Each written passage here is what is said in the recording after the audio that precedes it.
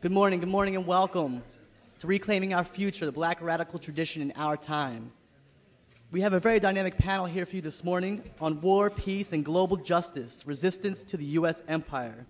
The panelists will be Glenn Ford, Vijay Prasad, George Ciccarello Maher, and the moderator is going to be Johanna Fernandez. At this time, I'd like to welcome Johanna. Give her a round of applause, please.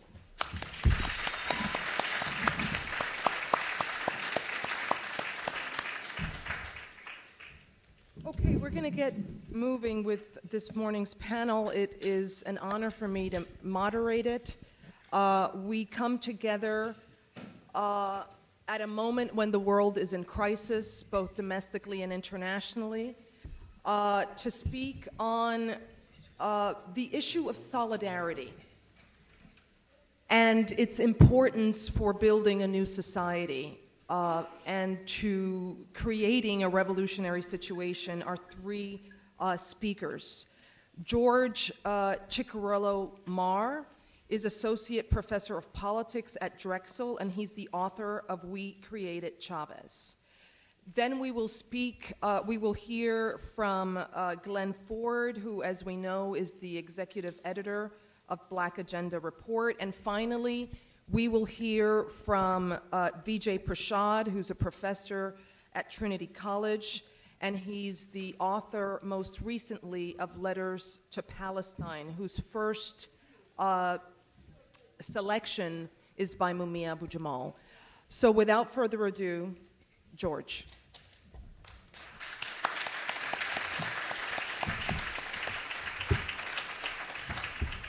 I'm incredibly glad to be here to speak to you all. I'm sad to say that I'm standing in for Steve Salaita, who unfortunately could not be here with us, which is both an honor and a shame at the same time, because I know we would have loved to hear what he had to say today. Now, we're talking about imperialism, we're talking about solidarity, and I'm going to talk mostly about Venezuela, what's going on in contemporary Venezuela, and what we can do about it. But at the same time, I always want to insist, and I'm going to try to insist throughout, that when we speak about Venezuela, we're talking about our own struggles as well. These struggles are deeply, historically, politically intertwined with what we're going through today. And at the same time, that when we struggle, when we engage in anti-imperialist solidarity, that solidarity must always be anti-capitalist as well. I think many of us probably agree on that. Now, we live in a moment of upsurge, a moment of resistance and rebellion, of people in the streets, of riots, of takeovers, of occupations of space, and of radical demands. Now, this seems, I think, very new to many of us who grew up in the 1980s and the 1990s. But it is not so new in many ways to people who have been struggling against the earlier waves of neoliberalism, another word for this perverse form of that capitalism has taken in recent decades worldwide. Now, I always like to insist and to remind people that what's going on in Venezuela, the Bolivarian Revolution, did not begin with an individual. It did not spring from the actions and the mind of Hugo Chavez. It began long before him. It began in the long organizing, strategizing, underground conspiracies that were developing over a series of decades. And it began, above all, in a powerful moment in 1989 known as the Caracazo. This was arguably, and we can, maybe there's a conversation to be had against this, arguably the first major rebellion globally against neoliberalism, in which before neoliberal austerity hit us in the United States, or hit certain sectors of the United States, it was being imposed by force, first in Chile under the Pinochet dictatorship, and then across the hemisphere by the World Bank and the IMF. And yet when local elites were pressured by those institutions of global power and global governance, to impose austerity on Venezuela, people took to the streets, resisted, rioted, burned, looted for almost a week. And nothing has been the same since. This was 1989. It is from that Hugo Chavez then attempted to seize power in 92, then victoriously won an election in 1998. But it's essential to understand this moment if we're going to understand both what was going on in Venezuela and what has happened since. Because this struggle against neoliberalism that people set into motion in the streets of Caracas is in many ways this same struggle that has given birth to this new moment that we're living today. Now, in terms of the anti-imperialist struggle, once Chavez, once the Bolivarian Revolution were in power, they began an attempt to transform the global structure of governance on the highest levels. All the while, the attempt to revolutionize Venezuelan society was emerging on the grassroots level. On this highest level, in other words, in meetings of foreign leaders and dignitaries, there was an attempt to move away from the unipolar dominance of the United States, to shift alliances, and to resist the imposition of global power structures. The first thing that was done, and this becomes very relevant when we try to understand what's going on today in Latin America and in the world, the first thing was to rebuild OPEC, the oil exporters cartel. Oil prices did not magically rise in the late 1990s and in the 2000s. They were risen by political strategy and policy coming largely out of Venezuela. Oil prices were driven up to help support social programs, to help support new institutions of political power. Later, not long thereafter, a very memorable moment for me, 2001, Hugo Chavez goes to Quebec City, where he helps to sink what would have been one of the most devastating transformations of the Western Hemisphere, the free trade area of the Americas. He's one of the only people in that summit arguing against this attempt to expand the devastating effects of NAFTA to the entire Western Hemisphere. And I say it's interesting and funny for me because at the same time, we were in the streets in Quebec City throwing tear gas back at the police and trying to force the same kind of change on the grassroots level. And so another reminder, right, that we're engaged in these shared struggles, that these things have implications that are global. Under Chavez, with the support of revolutionary movements, there was an attempt to shift this global governance at the highest level. Now, at the grassroots level, here's what's really interesting. What was going on in Venezuela was not about social welfare programs only. These are important: free healthcare, free access to education, the dramatic reduction in poverty. What was most interesting was the attempt to transform the democratic institutions of the country in more participatory ways. What this meant was building institutions in which people could really govern their own lives, in which they could govern their local communities through directly democratic participatory councils. This begins to sound a lot like what we see spontaneously emerging in places like Wall Street, in Tahrir Square. In other words, attempts to transform, control, govern their own lives. Inequality. Building an anti-capitalist society at the same time that there's an attempt to resist global imperialism at the highest level. Of course, aggression continued, and the aggression emerged on both levels as well. It was always an imperialist aggression, and it was always at the same time a fundamentally capitalist aggression, right? Imperialism is not simply a will for dominance. It's an attempt to extract, to exploit, in this case, oil. Domestic elites, in alliance with the U.S. government, overthrew Chavez in 2002 in April for less than 2 days.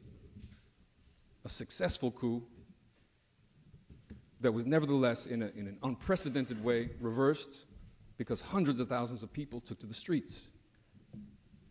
Resistance to imperialism took the form of mass resistance in the streets. The coup was reversed, and the revolution was radicalized, transformed, and began to deepen as it moved forward. And the aggression, of course, did not change. Under Obama, the aggression against Venezuela is exactly the same as it was under Bush. And if, as is entirely likely, Hillary Clinton is elected, we will have an even worse situation. It was Hillary Clinton at the head of the Department of State who pushed for the recognition of the coup government of Honduras in 2009 that overthrew a democratic regime. At least there was a debate over whether or not to recognize it, and Hillary said, no, of course we should recognize this. Because they all want the same thing.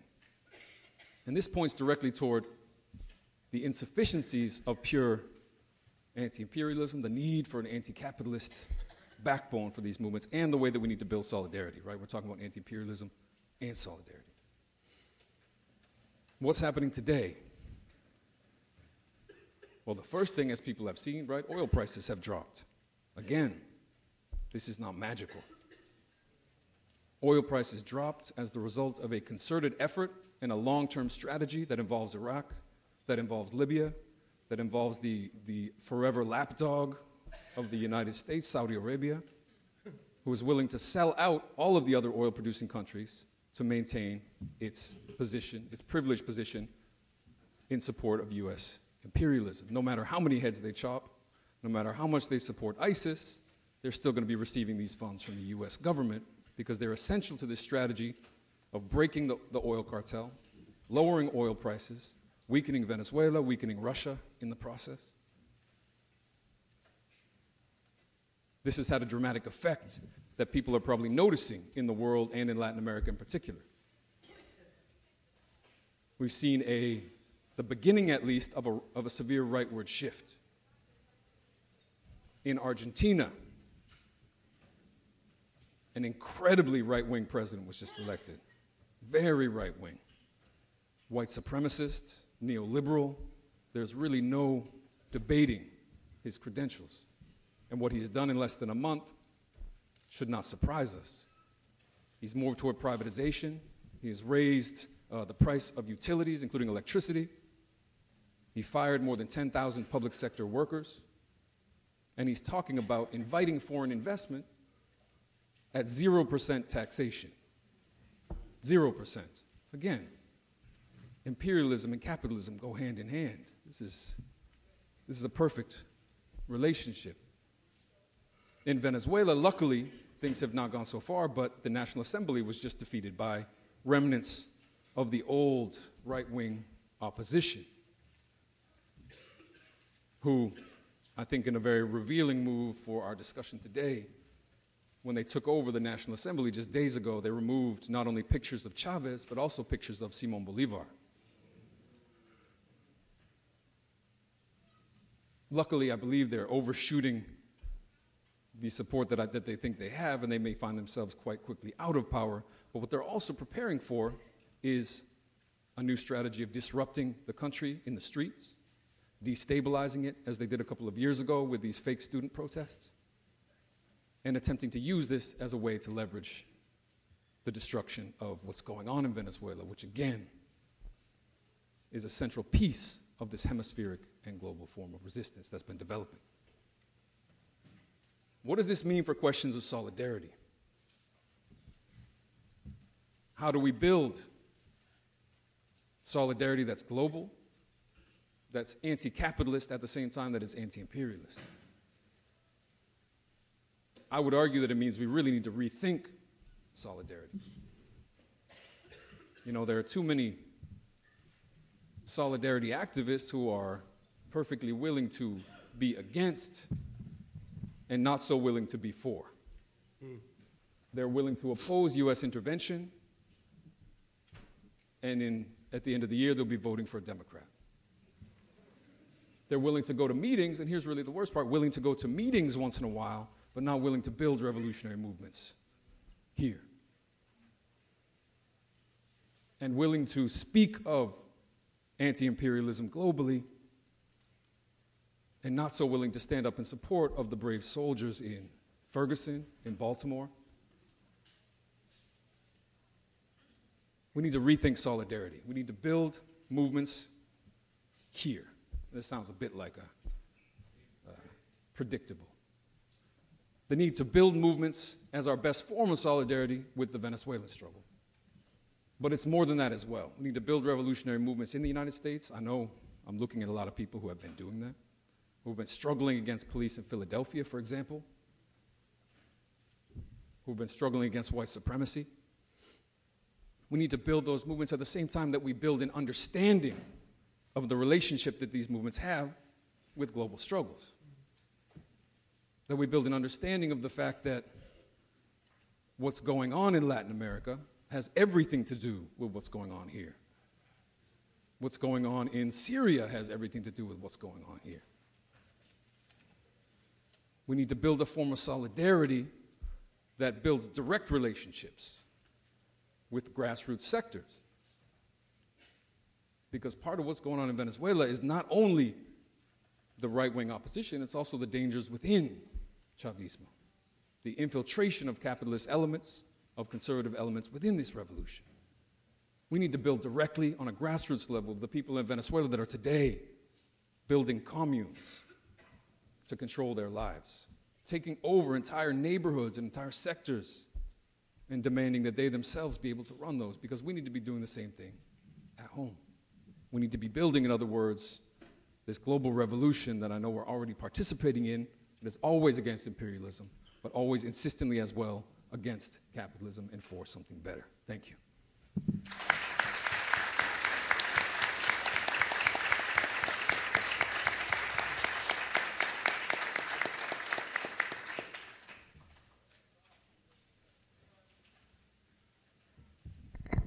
Power to the people. Now, those of you who know me know that I arrive with a script, and this one's kind of thick, so I hope that you will bear with me and that Ms. Fernandez will cut me a little slack. It's, of course... You can take my time. Thank you. Thank you. It's wonderful to be part of a conference that's full of black people and people of color and progressive white folks, and a conference especially that is unashamedly and proudly anti-capitalist.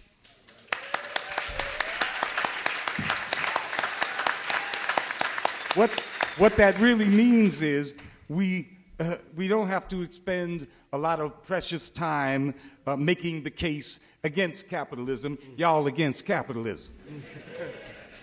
Instead, we can talk about our resolve to get rid of capitalism in our time.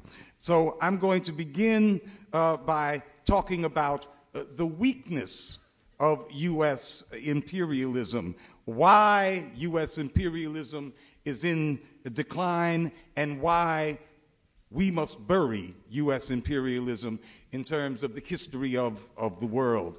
The fight against global capitalism is inseparable from the struggle for genuine democracy and self-determination for all of the peoples of the world, and that includes black people here in the United States. You cannot separate these issues. The very existence of the global system of rule by people who control the mechanisms of capital binds the people of the world together in an epochal struggle that is going to climax in our time. Now, I'm not one of those who goes around carrying the placard that says the end is near, but all the signs say that the end is near for U.S. imperialism. Not necessarily capitalism, but I'll take an end of U.S. imperialism in my and your lifetime. What is at stake here is the very existence of human life on Earth. None of the myriad crises that afflict humanity can be resolved without defeat of U.S. imperialism. We have no other alternative in terms of the survival of our species. This panel is about war and about peace and about global justice and resistance to U.S. empire. So we have to start by saying that U.S. imperialism is in bad shape. It is at a terminal stage, as is the world capitalist order that U.S. imperialism protects. The contradictions of its existence multiply and deepen by the day, which is why we must resort to resistance against their endless wars and their wholesale assaults against fundamental concepts of international law. That is what is being attacked every day. The very concepts of international law that undergird what we think of as civilization. And that is the legacy of hundreds and hundreds of years of struggle against barbarity that is now being wasted by especially this administration. There has already been a great change in the world in my lifetime. We can look at the evolution or devolution of U.S. imperialism really in a very short-term lens. I said in my lifetime, and I'm not Methuselah. In 1950, and that's the year after I was born, the United States produced 59% of all the finished goods that were created on the planet Earth. That means that 3/5 of the entire planet's industrial capacity was located right here within the boundaries of the United States. In the years after World War II, the United States not only allowed but fully participated in United Nations conventions on the inalienable rights of nations and of peoples to have sovereignty and self-determination. Some beautiful words were laid down on paper, and the United States took full part and allowed this process to continue. At that time, the people who ruled the United States believed that the decolonization process, the shedding of colonies, of the European colonies, would benefit United States capital and would benefit U.S. corporations because they would then gain access to these markets, these vast regions of Africa and Asia that had previously been the preserves of Britain and France and other colonizing countries. The real motive of the United States, of course, was to increase capitalist penetration of all of the world's markets by the nation that had the most capital and had by far the biggest industrial capacity and was way ahead of everybody else technologically, and most importantly, possibly, the country that had the most powerful military in the world. The impediments to this U.S. project that looked like, at the time, I'm talking about the 1940s, that appeared to be anti-colonialist, the biggest impediments were, of course, the socialist bloc, and especially those revolutionary forces in the colonized and formerly colonized countries themselves.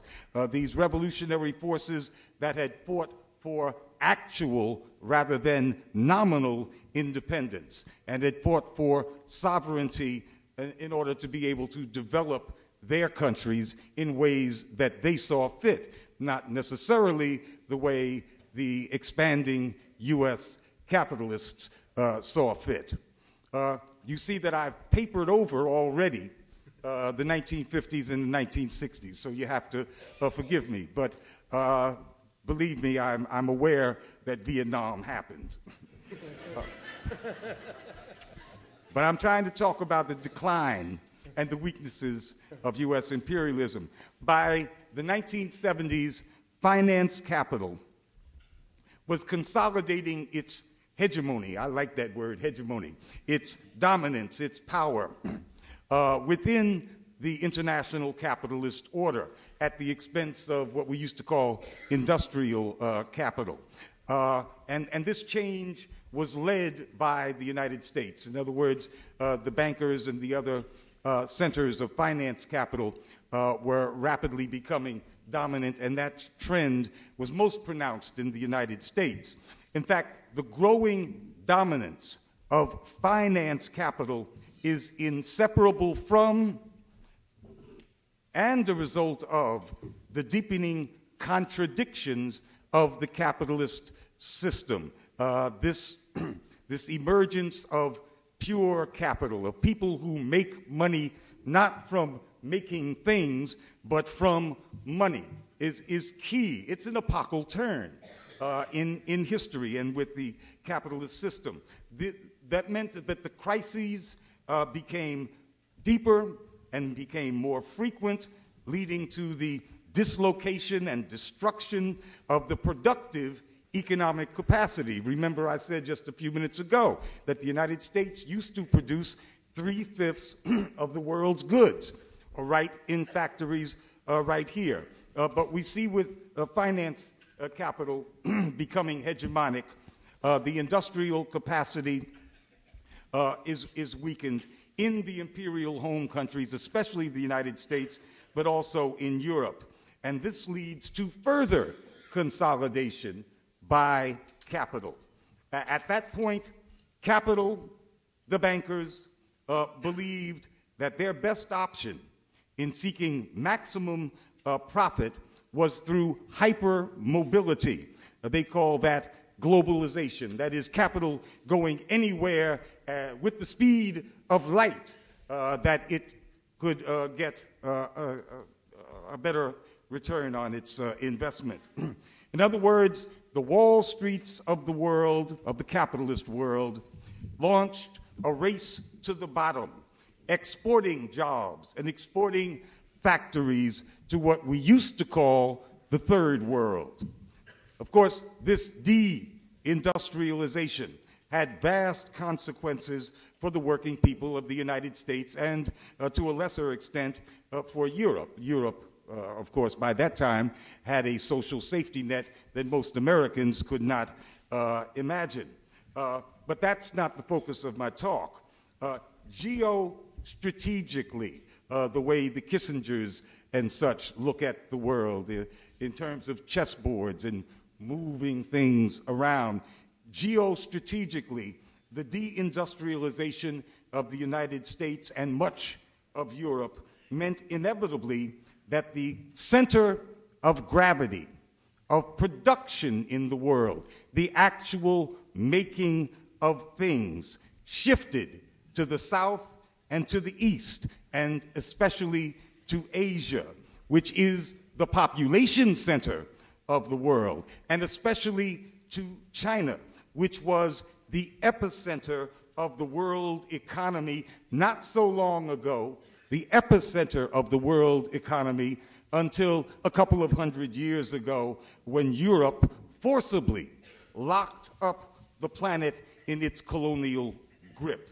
But before that, China was the center of the world in terms of population and in terms of economy. This is the great epochal shift that has occurred, part of that great epochal shift in my lifetime and in the lifetime of most of the people in this room.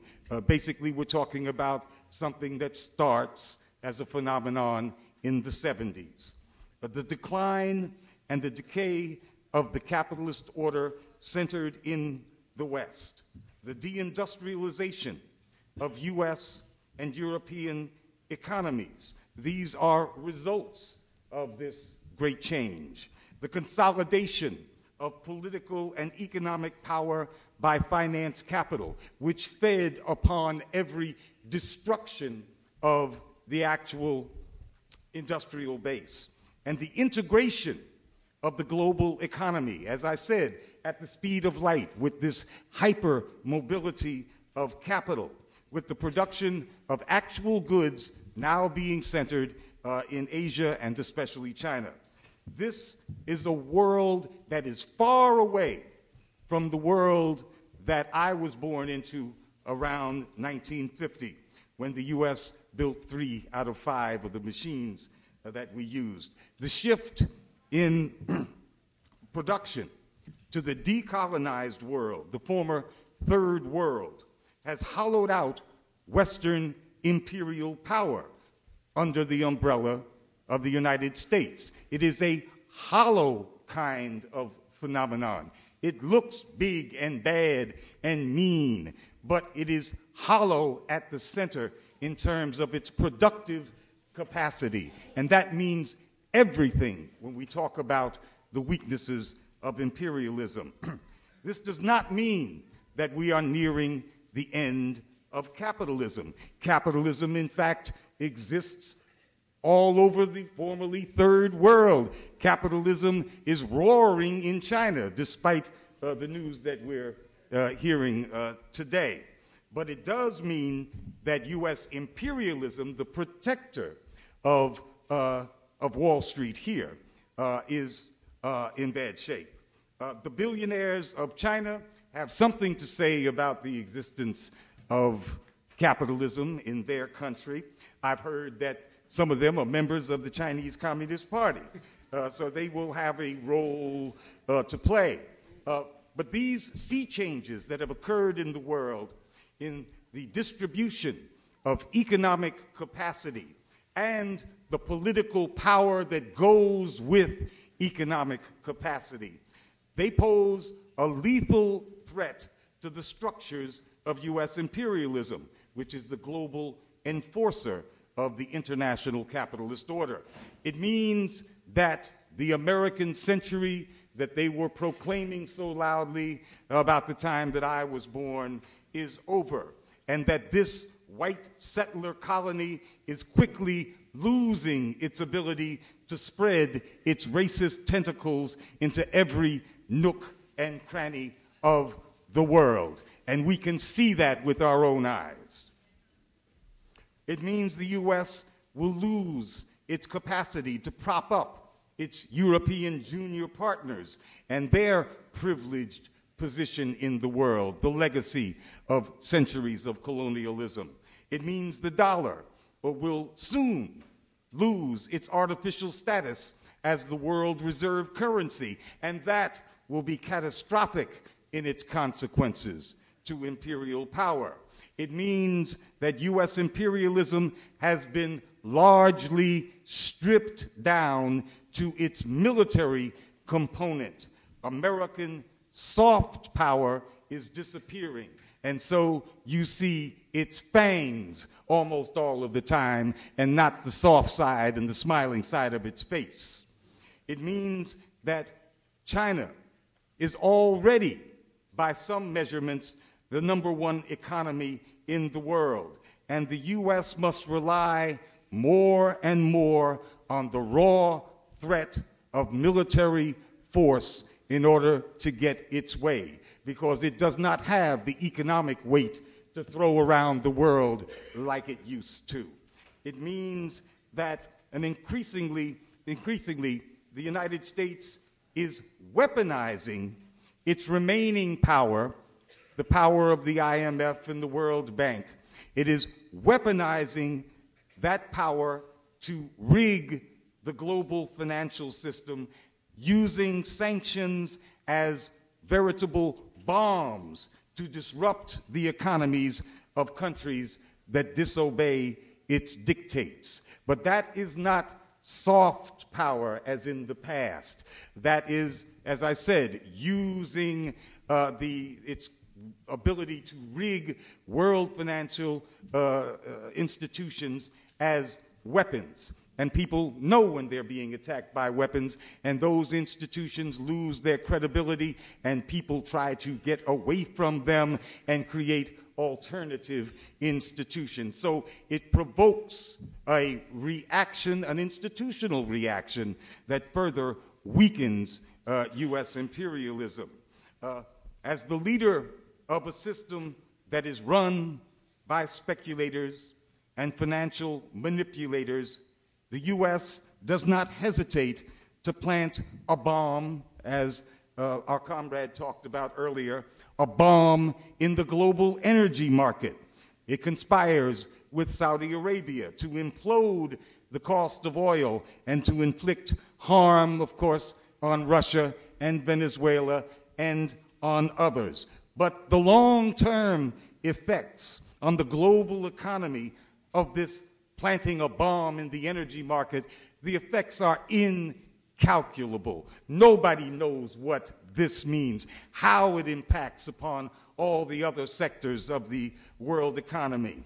The same nation that in the 1940s helped to codify the most elegant and progressive articulation of the sovereign rights of nations and of peoples now wages war against the very concept of national sovereignty and the rule of law. And this is all of a piece with planting bombs in energy markets and sabotaging the natural growth of productive forces elsewhere in the world except in the United States and Europe.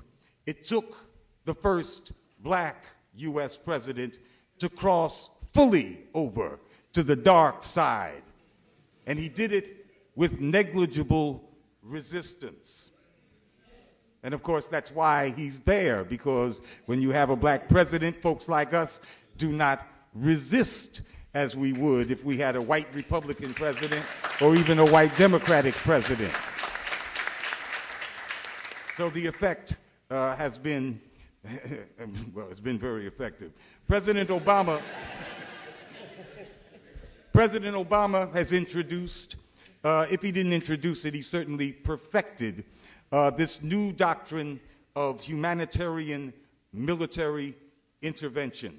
And it is a substitute for those wonderful words in the United Nations Charter and so many conventions. It is a substitute for the rights of nations and peoples to sovereignty. He has also reinvented the rules of war to suit the needs of imperialism in today's time. He is leading the fight against civilization itself. Under his humanitarian intervention doctrine, national sovereignty ceases to exist, and that means that international law ceases to exist, because the basis of international law historically has been national sovereignty. National sovereignty gives a people the protection of their own borders, the protection of their own nation state. But that no longer exists if national sovereignty is inviolable, and it is inviolable if the aggressor is the United States under this Obama doctrine. George Bush acted unilaterally in Iraq, and much of the world and all black folks and a whole bunch of white folks denounced him for acting unilaterally. He did so under the guise of national security, after going through the formalities of complying with the War Powers Act. But he did that after conjuring up mushroom clouds over U.S. cities. He conjured up those mushroom clouds so that he would have a national security excuse for going into Iraq. Barack Obama did none of that.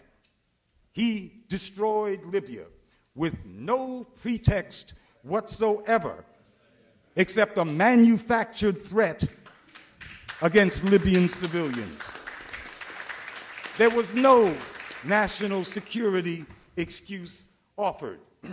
6 months later, while the bombs were still falling on Libya, Obama refused to submit to the War Powers Act. He said that the United States was not engaged in a war with Libya, and in fact, the United States was not even engaged in hostilities with Libya.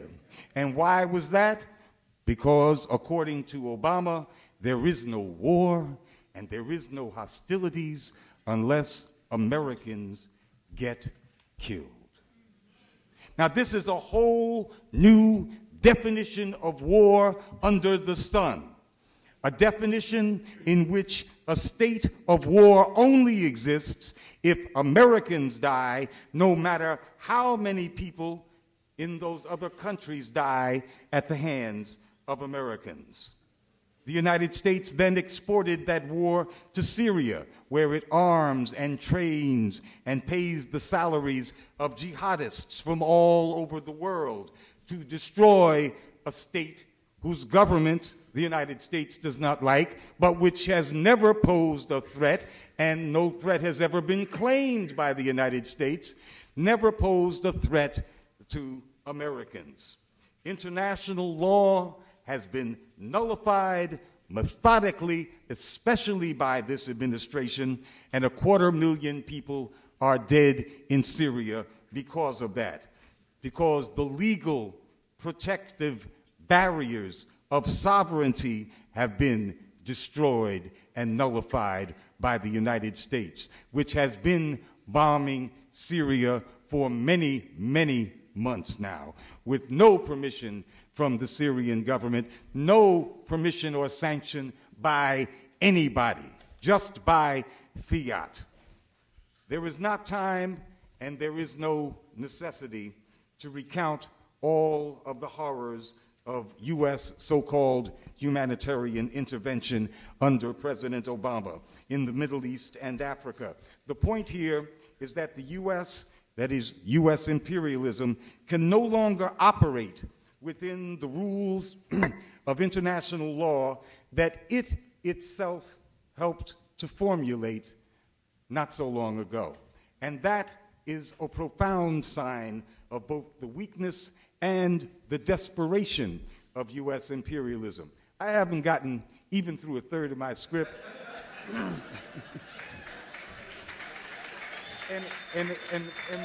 and my friend just run out of numbers. Flash at me. So I'm going to fast forward to the part that's about us, about black people in this country. We speak of our black radical tradition.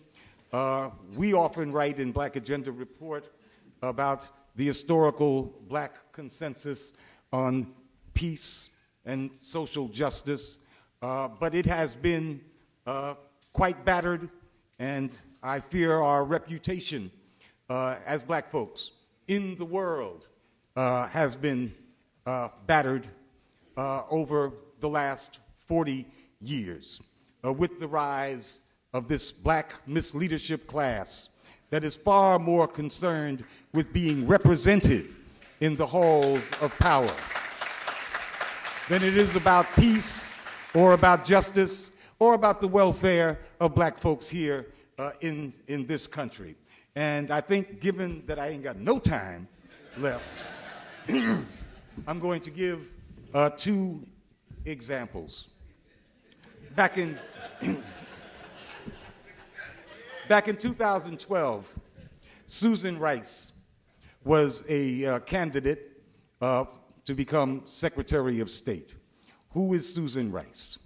Susan Rice is, if any one single person can be identified with the genocide in the Congo since its inception in 1996, and under 3 U.S. presidents, Presidents Clinton, Bush, and Obama.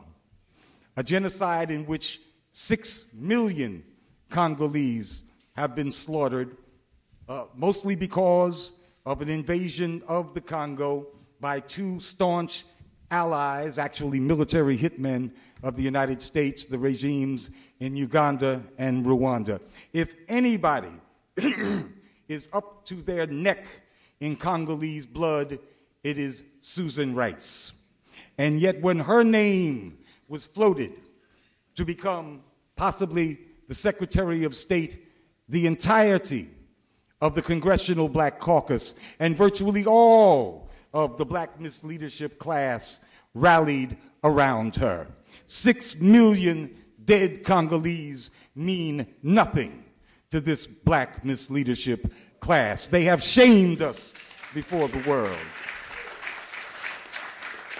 In 2011, when the bombs were still raining on Libya, Congressman Dennis Kucinich introduced a bill that would have halted the U.S. and NATO aggression against Libya. Half of the Congressional Black Caucus voted against that bill. For that half of the Congressional Black Caucus, they have no problem with bombing an African country. They have no problem with the ethnic cleansing of black Libyans that was carried out by the jihadists on behalf of whom the United States was acting as an air force. We were shamed once again. So the question is, what still exists of our black radical tradition, the tradition of the great revolutionary nationalist and internationalist Malcolm X, and of course Dr. Martin Luther King, who broke with his own cadre to denounce a democratic U.S. president over the Vietnam War. Well, it's difficult to get empirical data. Every poll that has been taken of black people in the United States since polls have been tracking black folks has shown that black Americans are the group most opposed to what we used to call U.S. military adventures abroad. Now, when you're invading the whole world, I don't know if that's an adventure or not, but that's what they used to call it. I think that a clue to where our people really are emerged 6 weeks before the U.S. invasion of Iraq. That was this poll was taken by the Zogby polling organization in February of 2003. And the Zogby people asked the question, would you support an invasion of Iraq if it would result in the death of thousands of Iraqi civilians? About 70% of white males said, hell yeah, let's go. A bare majority of white females said, yes, we would still support an invasion of Iraq under those terms. 16% of Hispanics answered in the affirmative in terms of invading Iraq. Only 7% of black Americans said that they would support an invasion of Iraq if it would result in the death of thousands of Iraqis.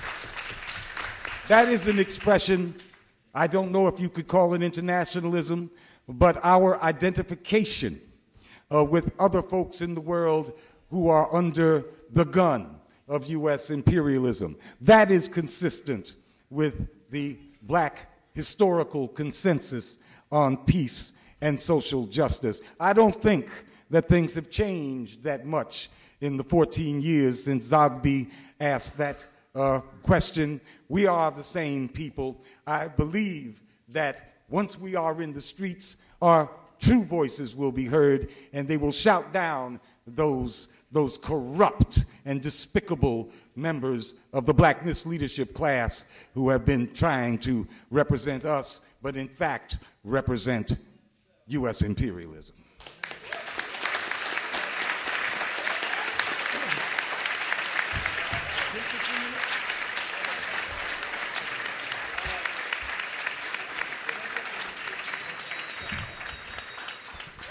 Thanks a lot, Comrade. That was terrific. Comrade Tony, you're laughing, but thank you for helping put this together. Thanks to the BROC for having us. Thank you very much for letting us come and squat at Temple University. Thanks to Comrade Joanna. I brought the book she edited called Writing on the Wall. It's a collection of Mumia's writings. If you own a Mumia book, I would suggest you also own this one, because this is the best collection, given that it has some of his, I think, in fact, the earliest writings from prison. There are things I've never seen before, and I thought I'd read and listened to everything he says, but this is an incredible collection, so thank you so much for this. Thank you. I'm going to make, in the interest of time, I'm going to make 5 points. And let's see if I can do this quickly. The first point I want to suggest to you is that the black radical tradition is from its first an internationalist tradition. It's a tradition that from the very beginning understood itself as part of the world. It didn't see itself as being confined to the United States, because after all, the United States was not its home. The United States was its place of struggle. It was its site of struggle. It had an international view on the one side because before the term was created, it had Pan-Africanism, which itself was not about Africa alone, but it was about the Americas, all the way across the Americas, not only the United States. It was about anti-slavery. It was about freedom. And Pan-Africanism is indeed always going to be beyond the boundaries of the United States. The second major source for the black radical tradition's internationalism was the communist movement. You cannot imagine black thought in the United States without the communist and socialist tradition. It's inconceivable to write a history of the black radical tradition without the special emphasis that black communists played to enlarge the vision not only of the black radical tradition, but of communism. Because communism, and by which I mean the Communist International, the Comintern would have been lesser without the impact of American and other black communists inside it from the very beginning.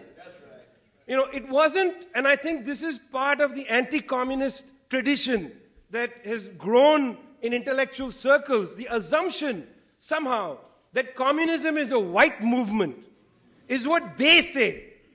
But we know that this is not true. Communism from its very beginning was the tradition of the toilers and the oppressed. And they fought to create it in their image. So when you travel, for instance, across the African continent, or when you travel in Asia, or when you travel in South America, when you encounter communism, it doesn't look like the books you read in the United States. They talk about people you've never heard of. But they see them as central characters in their communist journey. So without understanding the black radical tradition and its internationalism, you will be in danger of parochializing it and cutting off one of your own limbs.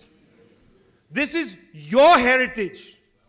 It is not a gift coming to you from the world. When people stood in American streets, in the United States of America streets, to defend Ethiopia against Italian colonialism, they did that here before people in Italy did it as part of their anti-colonial movement. Why were Americans protesting to defend Ethiopia before Italians were saying we are disgusted by our government? Because they understood that the fight in Chicago is related to the fight in Addis Ababa. They understood that intuitively. And that, my friends, was in 1936. This is your tradition. This is my tradition. Never let them assume that internationalism is new. Globalism is new. That they are giving us access to the world. Access to the world was ours from the beginning. We never saw ourselves as rooted solely in one place. We always understood that our struggles in one place were linked to a global horizon. Point number 2. Point number 2 is Donald Trump.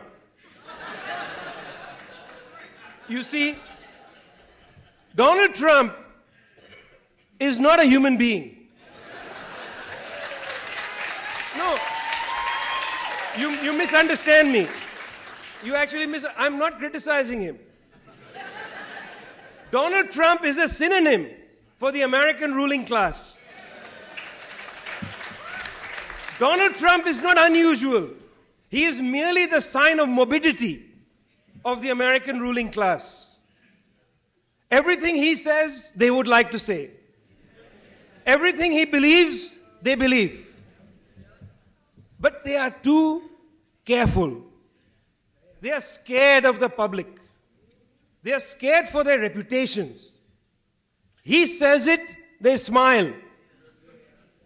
Because this is what they believe. Now, he says, we will make America great again. Every American ruling class politician believes that.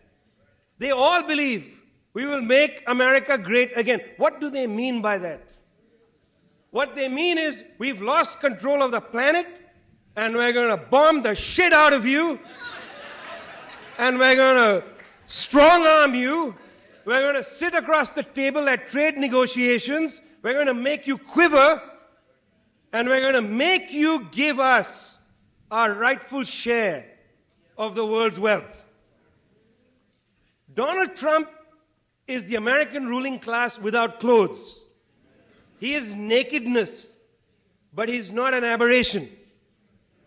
He is not unusual. He is exactly morbidity through the ruling class. Point number 3. You will say, this has always been the case. I will disagree. This has not always been the case. Yes, I agree. The Americans overthrew a legitimate government in Nicaragua, in Dominican Republic, in Iran, in Guatemala, in blah, blah, blah, blah. The list is, we can go on. Honduras, da, da, da. But for a very long period of time, they were held in check. What held them in check? On the one side, there was the socialist bloc. Whatever its own problems, it provided a bulwark against untrammeled, unbridled, mad dog imperialism. It was a bloc, whatever its own problems. And there were many problems. And inside the Soviet Union, they knew that and they used to debate it. Unfortunately, they made bad decisions. Still. Second bulwark against this mad dog imperialism came from the Third World Bloc. Whether the more radical side of it or the less radical.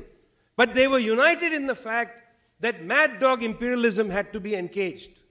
And the third important bulwark were the people's movements inside the West. Trade unions, social movements, civil rights struggles, women's struggles, when people were organized. When people were organized, they were able to some extent, provide a block to the mad dogs of the ruling class. In the 1980s, now I'm entering my fourth point, because it wasn't always so. There was a block. Fourth point, in the 1980s, these blocks collapsed. The walls fell down. Soviet Union was destroyed. Some of it by itself. I agree. I agree. It's okay now. We can say it. The Third World was destroyed by the debt crisis, manipulation of the US dollar through the raising of interest rates by that scoundrel Paul Volcker. It was destroyed. It was brought to its knees. Third, people's movements in the West collapsed. They no longer exist. Amilcar Cabral has a very important line. I'd like you to write this down. Tell no lies. Claim no easy victories. Tell no lies, claim no easy victories. People's movement in the West was defeated. It was disarticulated. It was fragmented. It was turned against itself. Unions were destroyed. Unions were destroyed. The main source of worker power was cut down in the West, not just in the United States, all across the Western world. It is at this point that two processes open up which end up feeding on each other. One is the necessary dynamic of capitalism, because I don't have time for this, but capitalism does two things ceaselessly because it seeks profit. Capital seeks profit. It does two ceaseless things. One, it seeks to immiserate labor. Okay, take it from me. I don't have time to explain why. Second, it prefers to substitute machines for human beings. All of you have been to a bank. In a bank, there are so few tellers now. There are ATM machines. You go to check in for a flight or a train. There are so few people behind the counter because there are machines. Each time you use one of these machines, for instance, self-checkout in a grocery store, somebody's job has disappeared. Mechanization and immiseration of people is the necessary dynamic of capitalism. By the 1980s, capital had so-called disarticulated. There were a series of technologies, new satellite technology, new computerization technology, new ways of filling shipping containers, containerization of ships, low gas prices so you could minimize transport costs across the world. Factories didn't have to remain in one place. They could be broken up across countries. This breakup of the factory was the downfall of the trade union movement. Because the moment you don't organize workers in one factory, capital can play small parts of the production process against itself. This was the start of the race to the bottom economics. And this was the main reason for the destruction of trade unionism around the world. That's one set of processes that developed. The second is because the walls had come down, capital could behave barbarically. And let me just give you one international example and one domestic one. No longer did it need to apologize to destroy Panama, 1989. That was the first example setting in motion from Panama to Libya and onward, sets in motion how the United States was going to act in this new period. You just go in, bomb them, send in special forces, grab Manuel Noriega and throw him in a prison in Florida. Now, Noriega was a thug, but he was their thug. He was a CIA asset. This is no way to remove your asset. They previewed this strategy in Grenada in 1983. But 89 was spectacular. The Gulf War of 1990-91, spectacular. They could then do this anywhere because nobody was to stop them. Saddam Hussein sitting inside the presidential palace in 1991, talking to his culture minister, they said, "What's going on? Where are the Russians? Where are the Soviets?" Because by 1991, they were asleep. They were drunk like Yeltsin, sitting inside the Kremlin, wondering which of his opponents to take care of next. They were not listening to the entreaties of the Iraqis, who were being spectacularly bombed. Second, domestic, 1992, the crime bill. You see, the moment the ruling class no longer understands how to produce jobs, because this disarticulated structure of production means you hollow out the American economy. You can send things to be produced elsewhere. The way it operates, its answer to joblessness is to criminalize people.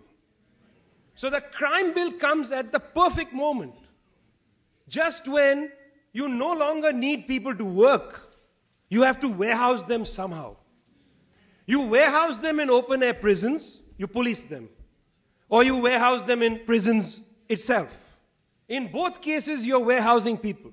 They are no longer necessary. They have become a disposable population.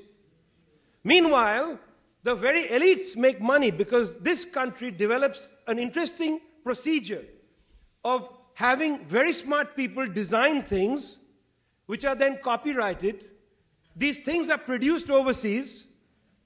Countries overseas lend Americans money so they can buy this stuff. This elite collects rent on what it's produced.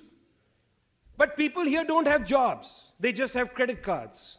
This is called jobless growth. This is the debtocracy you live in. This is not a democracy. This is a debtocracy. It is an oligarchy which saddles you with debt so that you believe you're living the American dream. This is their only answer. This is their only answer. This is their only answer to the problem that they confront, that we confront. They only know war and military solutions. That is why Donald Trump is a sign of morbidity. He's not himself important. He is merely a symbol of the entire ruling class's incapacity to talk honestly to the world about the fact that capitalism has failed to be able to produce a decent life for human beings. Capitalism might be able to produce enormous amounts of wealth, I grant it. Capitalism may be able to produce an enormous amount of commodities, I grant it. But capitalism has not been able to produce decency. And what we want is decency. And because it cannot produce decency, it's failed. But they don't have a solution for this. And this is why it's morbidity. Fifth point. What do? We are weak. Our forces in the world are weak. The one opportunity that's arisen is that all the signs of US unipolarity, where the United States felt it could act alone, all the signs show that unipolarity is over. The entry of the Russians, for instance, into Syria has demonstrated that the theory of regime change is no longer valid. But this is not the future I long for, where we come back to great power games, where big powers are playing with each other. This is not a socialist landscape. But at least it tells us that the days of mad dog imperialism are coming to an end. But this is not enough. I'm not satisfied with this. We need something better. We need something brighter. We need a genuine internationalism to emerge. This summer I was teaching at a school that the movement Sintera, the landless movement, had in West Mississippi. Not named after you in any way. You have no connection. It was an amazing place, West Mississippi. For 5 weeks, hands up, don't shoot, Dream Defenders, Defend the Dream, United We Stand, MST, groups from Ramallah and Palestine, all gathered for 5 weeks to build together an understanding of their struggles and the future. I don't have for you an answer of what our internationalism is going to look like, but we have to be building it. We have to develop an international consciousness. We need to understand the connections between our struggles. We should not only understand internationalism based on helping others. Internationalism is not about helping somebody else. It's about building together. It's about using our position in the United States to make space for other people to struggle. For instance, Palestine. The Palestinians do not need the US left to liberate Palestine. They don't need it. The Palestinians don't need the BDS movement to liberate Palestine. The Palestinians will liberate Palestine. The BDS movement is there so that we liberate ourselves. So that the United States liberates itself from being the defender of the mad dog of the Middle East. That's what our struggle is about in terms of internationalism. Nobody is asking Americans, whether of the left or the right, to roll in like the Marines to save the day. We don't want either the US military to save the day or the US left to save the day. The US left has a responsibility to make space for people who are fighting so they can win themselves. Our solidarity is not out of bad feeling for somebody else. Our solidarity and true internationalism is because we need to feel like human beings again. We haven't felt like human beings for a very long time. I think the time has come for us to become human again. Thanks a lot.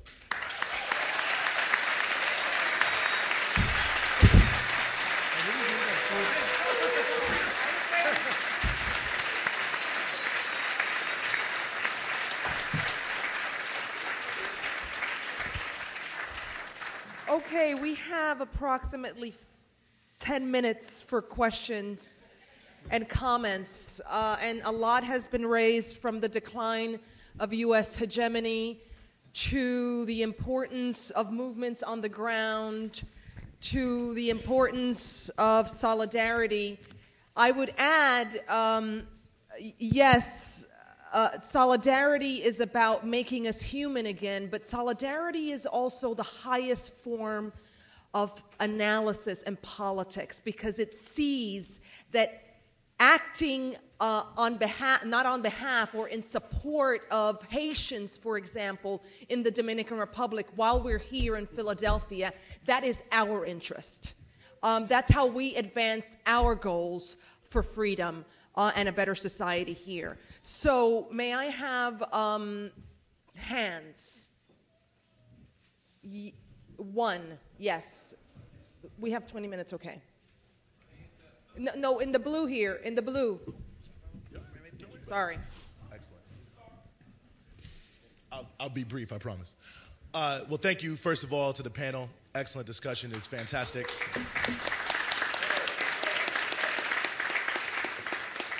I'm Eugene Puryear, by the way, Washington, D.C.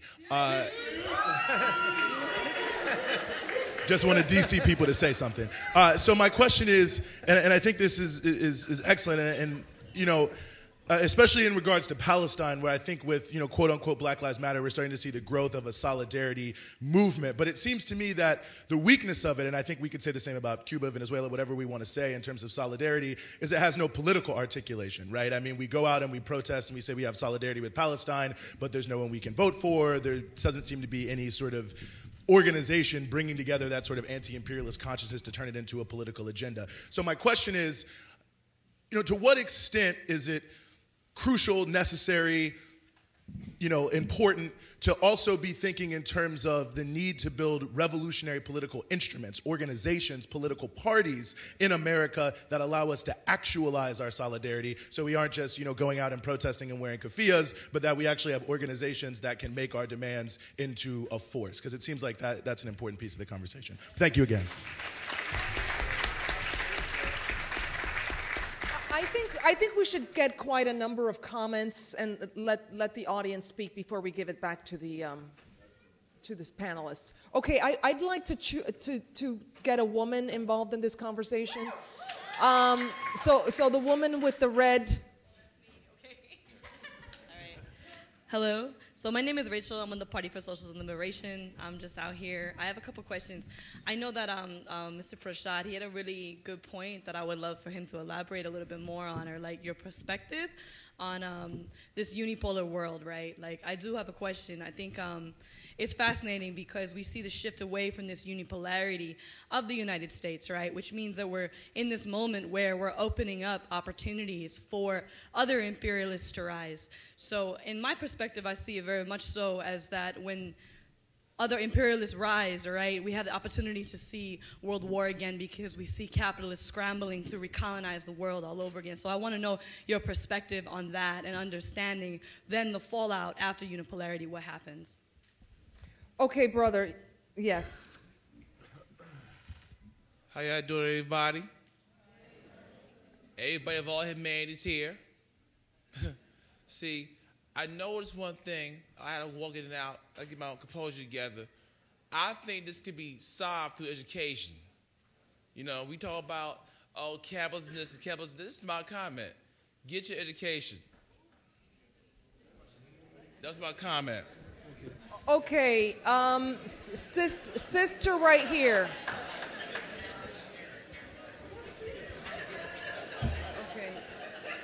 Okay. Nobody's going to argue with that.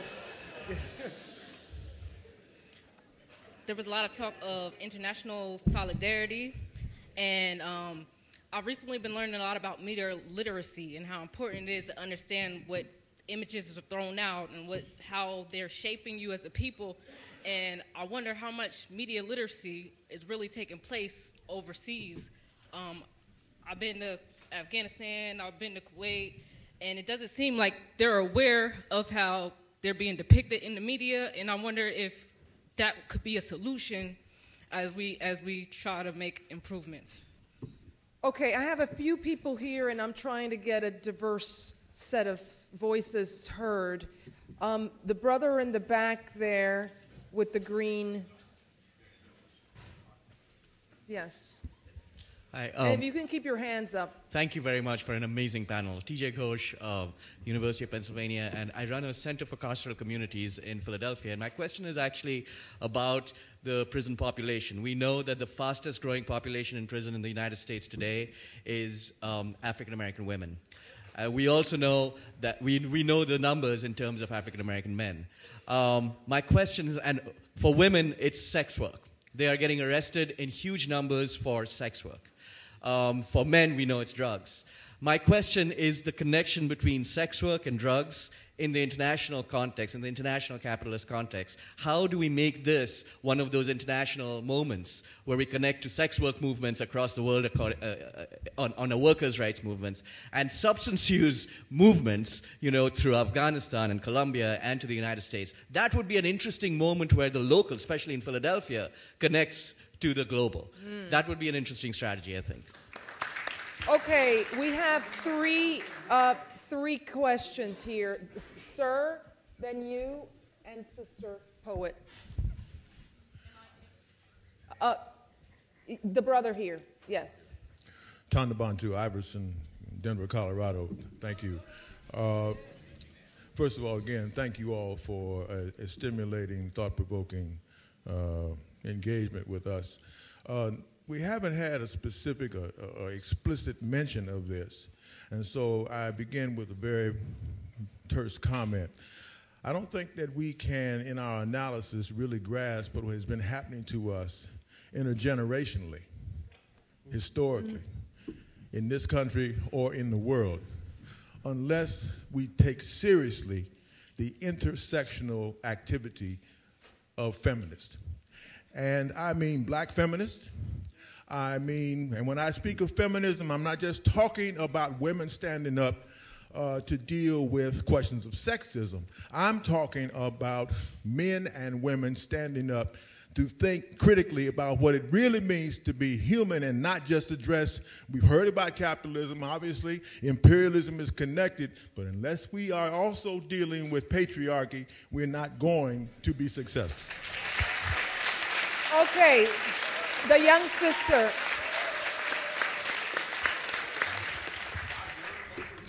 Good morning, I'm Aja, also from DC.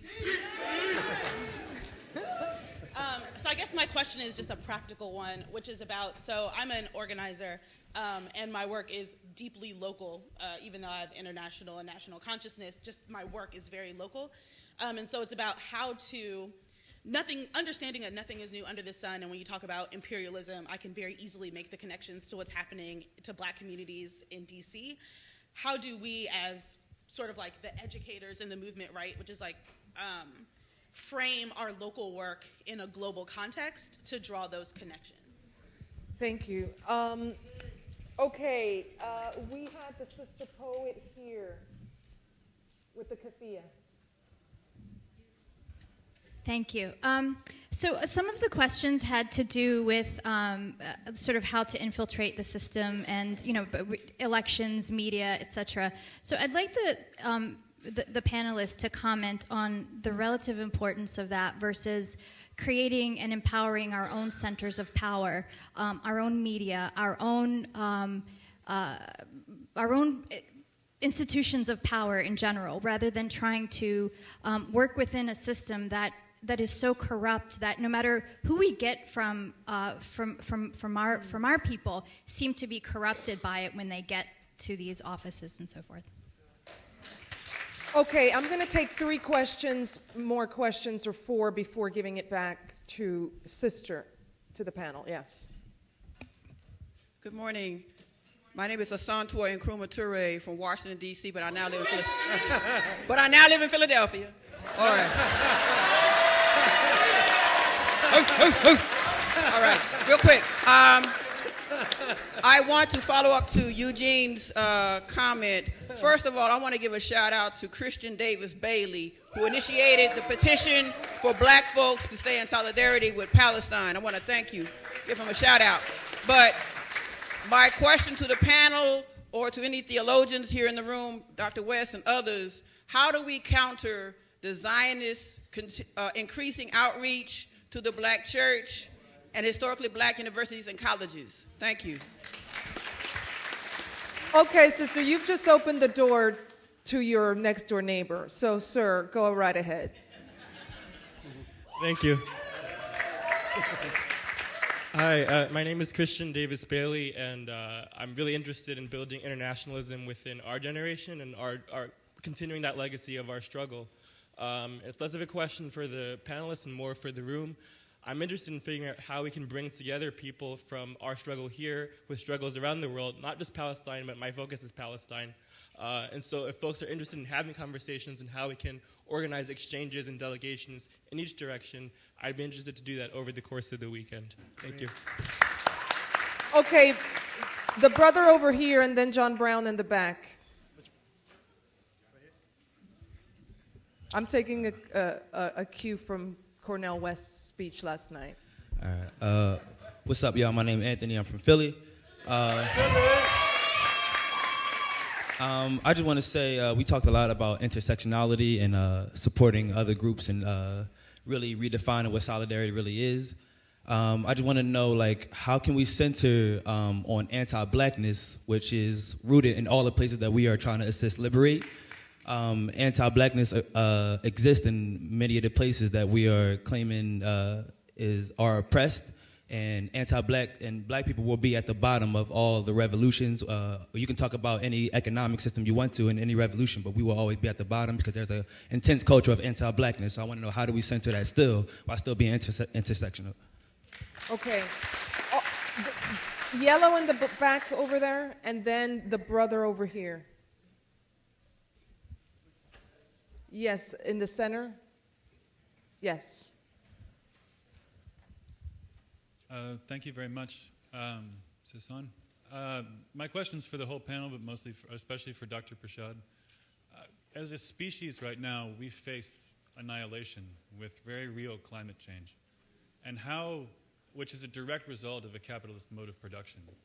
And though the weather will not discriminate in terms of its effects, it will adversely affect poor people, and especially people of color the most.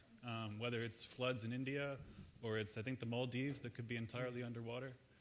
And how do you see the intersection between the struggle to stop capitalism and the struggle to basically save our existence as a species from the actions of the ruling class? Our last comment before I take it back, over here. Yes. No, you don't have to answer all the questions. They're good questions. Thank you, Phil Donahue. My name is James Bradford. I'm the chairperson of the Communist Party of Eastern Pennsylvania and Delaware.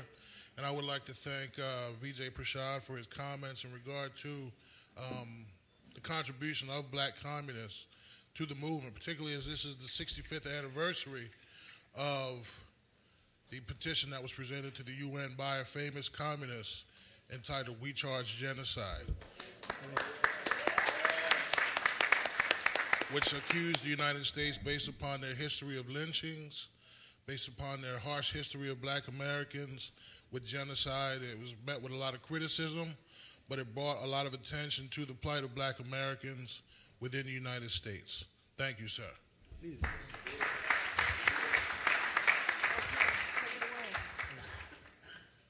Who wants to start? Yes. Yeah, there are so many comments and questions, so that means that we up here get to pick and choose. So I choose the brother from D.C. Who's talking about the need for new groupings and new or rejuvenated political parties to express our international solidarity. We must note that during our last great mass movement, which was a flowering of internationalism as expressed by masses of people and by specific organizations like the Black Panther Party, and whose internationalism was reciprocated by folks all over the world, so that you had Black Panthers in India and still do, and Black Panthers among the Maoris in New Zealand and other examples. Note that during that period, we had only 5 or 6, a handful of black congresspeople. And we had not elected a big city black mayor until 1967. But our voices were heard through our grassroots mobilization and through these very organizations that the brother was alluding to. So if we're going to build a movement, we should anticipate that there would be a flowering of mass expressions of international, and that that would be reciprocated by struggling peoples around the world. And in terms of how do you counter Zionist outreach to the black church, well, the Zionists have many forms of outreach. I'm told that there's a school in D.C. that's a charter Hebrew school which advertises itself as creating, as having as part of its business plan the creation of better understanding between black folks in the United States and the state of Israel. I think that we should see countering these Zionist outreaches as part of our internal struggle. And when I say internal struggle, I mean the struggle within the black community, which is going to be so critical if we are to build a movement in the 21st century. Since we have this well-developed and entrenched black misleadership class that is wholly affiliated with Israel. And I'll give one example of that. Congresswoman Barbara Lee, who is considered by most to be the most progressive member of the Congressional Black Caucus, if not of the entire U.S. Congress.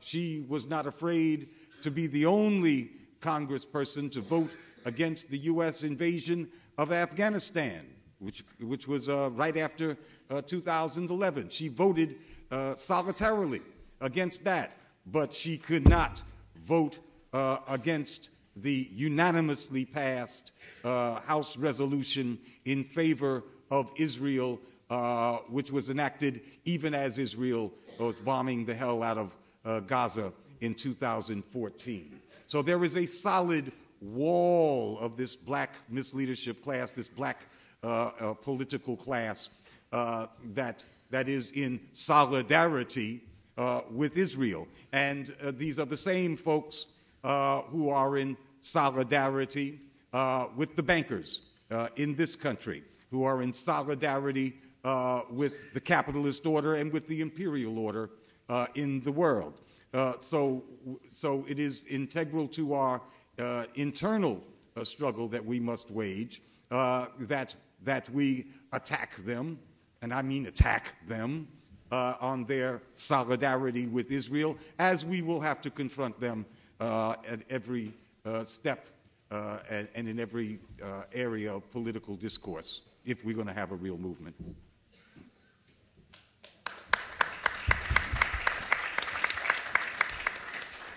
Does this work? This on? All right. I want to answer kind of, I think, the same question. It was a question about parties, a question about political institutions, but I want to also broaden it out a bit and think about what it means to take our movements and make them a permanent aspect of our lives, right? Make them a long, generational form of struggle rather than a march that goes away. If we're talking about the Iraq War, we're talking about the most people on the street at the same time ever protesting against the war.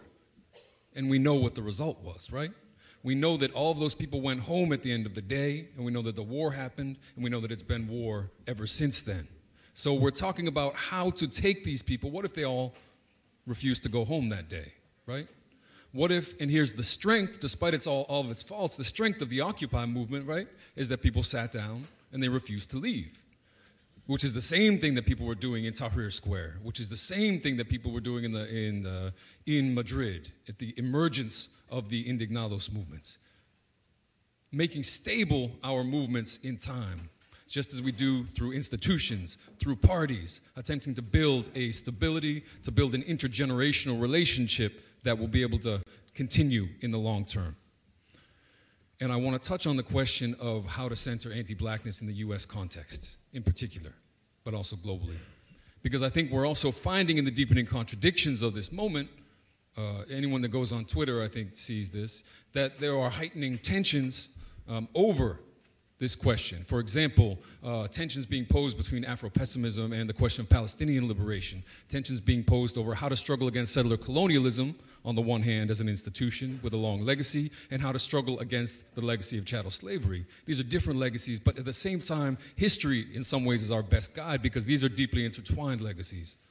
Because the colonizers came to the Americas and invented a conception of race, applied it to indigenous people, and then quickly, once they decided indigenous people were human, they could be converted to the Catholic Church, they applied it very quickly to African slaves.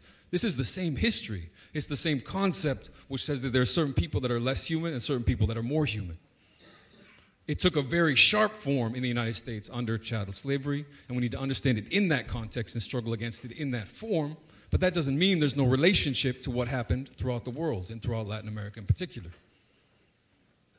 And this gets to things that everyone else has said already, namely the fact that the relationship between black radicalism and Cuban revolutionary movements and Latin American revolutionary movements has been a powerful one, but it's not a relationship of charity, right?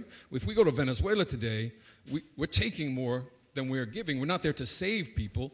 We're there to make ourselves better revolutionaries. Black revolutionaries moved to Cuba. Robert F. Williams moved to Cuba, moved to China, and lived there. And this is part of that tradition, the relationship between the Chinese Revolution, with all its faults again, and the black revolutionary tradition is fundamental. And this is the way that we can understand an insistence on building that solidarity, maintaining it, never decontextualizing what goes on in the United States, the depth, the absolute depth of anti-blackness as the sort of founding stone of this country in a lot of ways, alongside settler colonialism, putting those into a dynamic conversation and building our movements in a way that builds bridges in this moment rather than burning them. Okay, we're going to start our next session right after Vijay speaks. Our next session is neoliberalism, spatial domination, and gentrification. We'll have to start immediately thereafter, so please hang around. Vijay Prashad. Sorry, I cannot speak sitting down, so that's my problem. It's impossible. Somehow there's a connection between sitting and not speaking for me, unless I'm on the floor. I'm just going to make two broad comments on the terrific. I wish there was time to go through the questions. First one about how to, Ajay, you made the point about how to frame struggles. When we live in a world where the education system is essentially creating ignorance, where the media is bought and paid up by the war industry, where there's no way to really understand or have a good sense of what's going on in the world, it falls to the people's organizations to explain the world to each other. It falls to organizers to make it clear to people that they are not alone in their struggles, that similar things are happening elsewhere. Furthermore, I think it's very important for us to show our communities that the target of our anger is not merely the person in City Hall or the person in the governor's office, that there are much deeper and pernicious forces arrayed against us, so that we are not disappointed. Because you elect somebody, you should not be disappointed that, oh my God, we elected somebody to the White House, it hasn't worked out. So now we're pissed off. Well, because there are global forces, and our struggle is not merely to close here. Our struggle has to be endless, which brings me to the second set of observations. On questions of climate change, on questions of patriarchy, on questions of anti-blackness elsewhere. You see, our movement has to be a movement to celebrate the existence of human beings in the planet. Our movement cannot be one that is perfect to begin with. There will be any number of contradictions within our movement. There will be blind spots. There will be grievous, horrible silencings within our movement. We can't be disappointed because there are the silencings. We have to take the silencing as the opportunity to speak out, to deepen and move our movements forward. Too many people reject organizations or reject movements saying they don't address my issue. Well, go and join them and make them address it. They're not going to address it and then welcome you. That's why you join movements. So if you believe that the world has to be, climate change needs to be, we have to force our movements to take them on board. It's not a question of I'm disappointed. People get disappointed. Political movements is not like going shopping.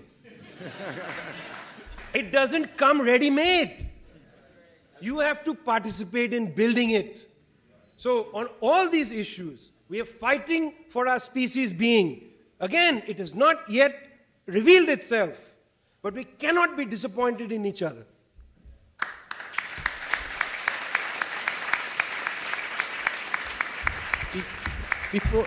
Before we officially close out the panel and give them a round of applause, I just want to say,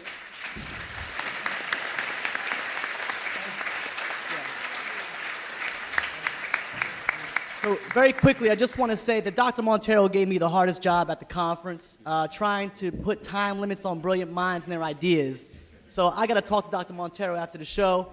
Nonetheless, what I'd like to do is thank you guys so much for making us realize, as Du Bois said, wait a second, blessed are the peacemakers, for they shall be called communists. Is that praise for the communists or condemnation for the peacemakers? So nonetheless, what I'd like to do is call the next panelist down. We're going to take about 8 minutes. We're going to get started right at 11:15.